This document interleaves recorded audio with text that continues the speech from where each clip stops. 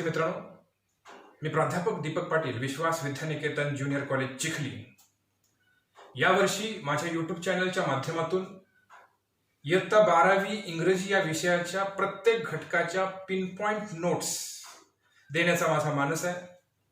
महाराष्ट्रातील जास्तीत जास्त विद्यार्थ्यांना याचा जर फायदा झाला तर त्याचा मला मनस्वी आनंद होईल. त्यामुळे माझा पाठवलेला हा व्हिडिओ पहा, आवडला तर लाईक करा, शेअर करा, कॉमेंट्स करायला विसरू नका आणि मी पाठवलेला प्रत्येक व्हिडिओ तुमच्यापर्यंत पोहोचावा अशी तुमची अपेक्षा असेल तर माझ्या चॅनलला सबस्क्राईब करा. धन्यवाद. विद्यार्थी मित्रांनो, आज आपण सरोजिनी नायडू यांची आपल्या अभ्यासक्रमातील कविता इंडियन वीवर्स या कवितेचे ॲप्रिसिएशन म्हणजेच रसग्रहण पाहणार आहोत. बोर्ड परीक्षेमध्ये ॲप्रिसिएशनचा प्रश्न 4 गुणांसाठी विचारला जातो. या प्रश्नाचे स्वरूप काही अंशी याप्रमाणे असते. With the help of following points write a poetic appreciation of the poem Indian weavers. त्यामध्ये जे काही मुद्दे आहेत ते याप्रमाणे. पहिला मुद्दा about the poem, poet and title. दुसरा मुद्दा द थीम.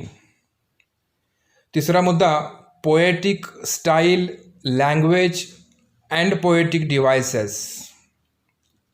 चौथा मुद्दा स्पेशल फीचर्स. पाचवा मुद्दा message, values, morals in the poem. आणि 6वा मुद्दा your opinion about the poem. तर आता आपण या प्रश्नाचं उत्तर प्रत्यक्षात कसं लिहायचं ते बघूयात. पहिला मुद्दा about the poem, poet and title. कवितेच्या विषयी, कवीविषयी आणि शीर्षकाविषयी.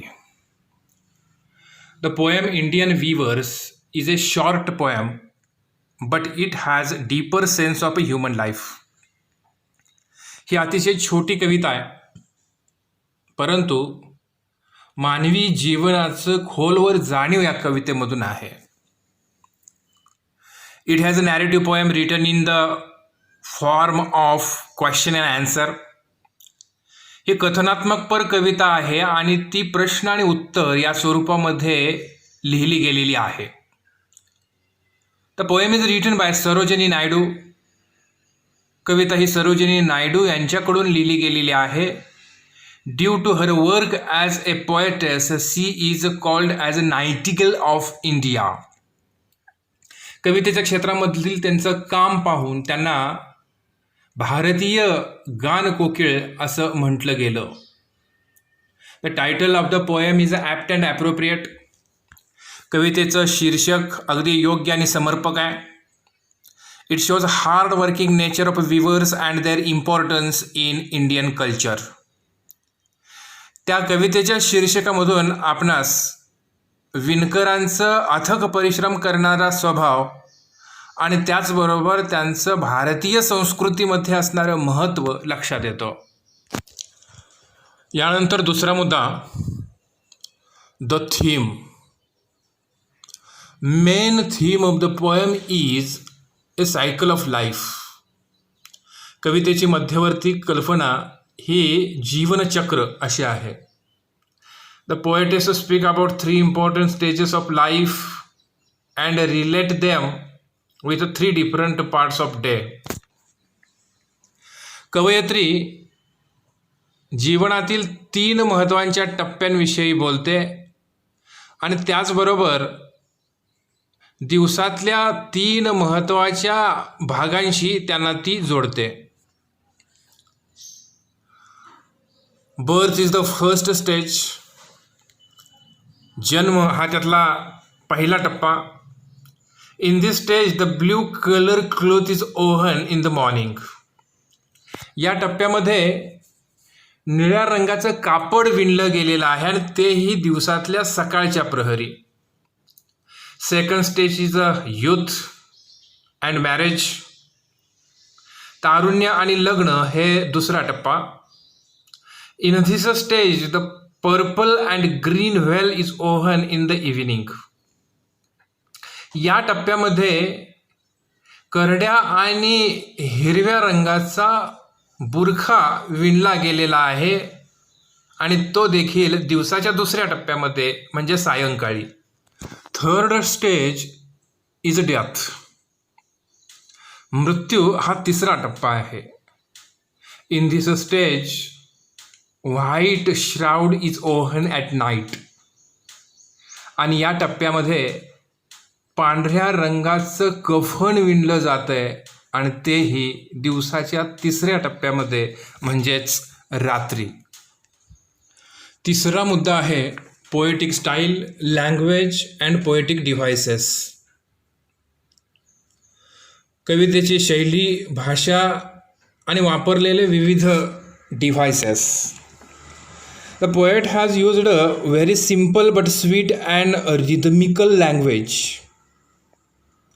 कवी ही अतिशय साधी परंतु अतिशय छान आणि लयबद्ध भाषा वापरतो. It is written in a colloquial form. Colloquial म्हणजे कॉन्व्हर्सेशनल, संभाषणाच्या फॉर्ममध्ये ती लिहिली गेलेली आहे. The rhyme scheme of the poem is AABB. कवितेमध्ये असणारे यमकाची स्कीम ही AABB अशी आहे. Alliteration, repetition, metaphor and simile are some figure of speech used by poets to make language effective. म्हणजेच अनुप्रास असेल, पुनरावृत्ती असेल, रूपक असेल, उपमा असेल, हे अलंकार या ठिकाणी वापरण्यात आलेले आहेत ज्या माध्यमातून ही भाषा प्रभावशाली बनवण्यासाठी कवीने प्रयत्न केलेला आहे. चौथा मुद्दा आहे स्पेशल फीचर्स, खास वैशिष्ट्य. Special features of the poem are rhythm, philosophy, symbolism and imaginary. कवितेच्या खास वैशिष्ट्यांमध्ये लय, तत्त्वज्ञान, प्रतीक आणि प्रतिमा याचा समावेश होतो. The poet pointed figure of Indian weaver who weaves tirelessly at a different time of day. कवी या ठिकाणी भारतीय विणकर दाखवतो जो दिवसातल्या वेगवेगळ्या वेळेला न दमता सतत विणण्याचं काम करतो. Poet has used imagery to describe different stages of life from birth to death. कवीनं या ठिकाणी विविध प्रतिमांचा वापर केलेला आहे ज्या माध्यमातून त्यांनी आयुष्यातल्या विविध टप्प्यांचा उल्लेख केला आहे, अगदी जन्मापासून मृत्यूपर्यंत. यानंतर पाचवा मुद्दा आहे message, values, morals in the poem. या कवितेतून आपल्याला काय संदेश मिळाला ते या ठिकाणी या मुद्द्यांतर्गत लिहिणं अपेक्षित आहे. Central message from the poem is life cycle. या कवितेची मध्यवर्ती कल्पना आहे जीवनचक्र. Every man and women who is born final has to die one day whether they are rich or poor. प्रत्येक व्यक्ती, मग तो पुरुष असो किंवा स्त्री असो, एक ना एक दिवस त्याला मरण हे अटळ आहे, मग तो श्रीमंत असो किंवा गरीब असो. This is nothing but spiritual and a philosophical message that readers got. म्हणजे हाच तो आत्मिक आणि तत्वज्ञान सांगणारा संदेश रीडर्सना मिळतो, वाचकांना मिळतो. सहावा आणि शेवटचा मुद्दा आहे opinion about the poem. The poem gives a true picture of Indian tradition. या कवितेमध्ये भारतीय परंपरेचं खरं दर्शन आपल्याला बघायला मिळतं. I like this poem for images and symbols used by poets. कवयित्रीनं या ठिकाणी काही प्रतिमा आणि प्रतीकं वापरलेली आहेत. त्या कारणास्तव ही कविता मला खूप आवडते. The poem through light on Indian philosophy, that is birth, youth and death.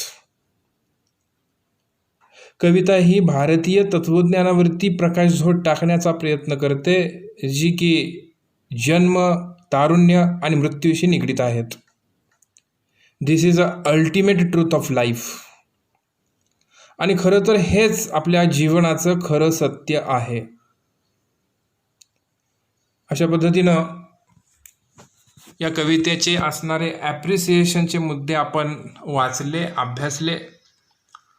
हे लक्षात ठेवा आणि लिखाणाचा सराव करा. धन्यवाद.